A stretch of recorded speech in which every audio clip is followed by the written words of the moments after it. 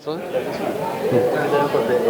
will be some of the things that you'll be discussing this Thursday with the Okay. leaders? Oh yes.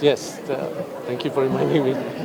So on Thursday morning, there will be a meeting chaired by Malaysia, chaired by myself, with all the ASEAN member states.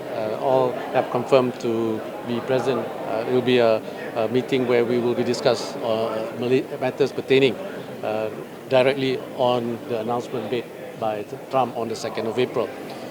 What we are planning to do is the discussions and whatever decisions and recommendations that we all agree, we has to be consensus in the spirit of ASEAN centrality, and we will bring it up to the ASEAN leaders for them to discuss and adopt and come up with a statement.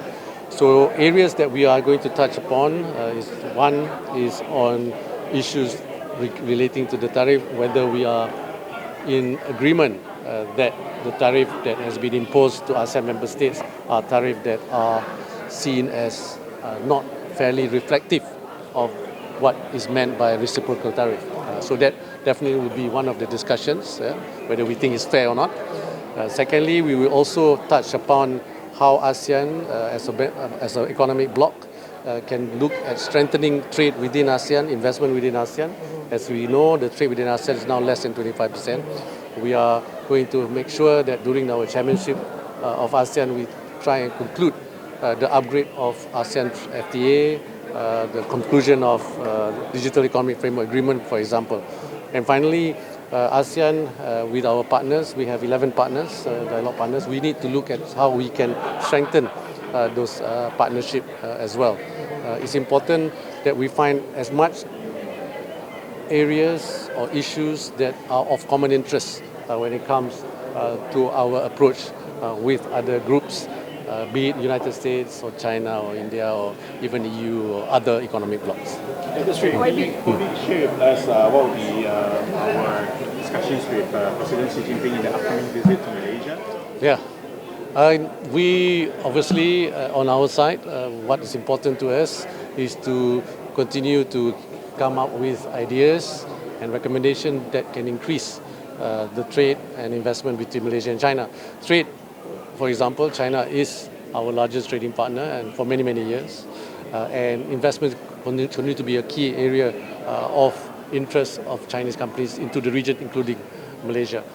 So we are in the midst of discussion with my counterpart. In fact, tomorrow I will be talking to my counterpart from China, the Minister of Commerce from China, to discuss a few of the things that we can work together. So you have to wait until the two leaders meet soon. Maybe while we talk about ASEAN, talking to the US as a bloc, individual countries are also approaching the US. So how does it really? How can this be seamless in that sense? Yeah. How do we see this?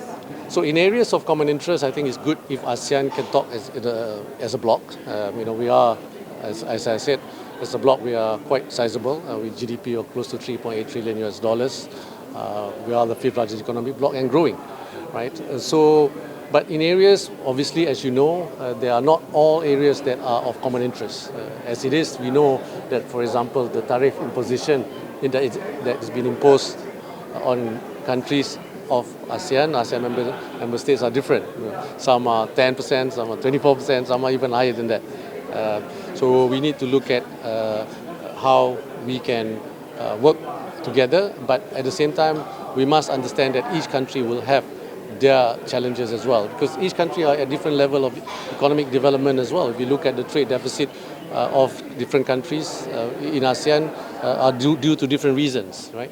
But what's important is we all must stick together on the principles. I think ASEAN must continue to fight on the belief that free trade, the principle of multilateralism are principles that has brought ASEAN to where it is today and has only brought economic growth, but has also given the region a stable and a prosperous region.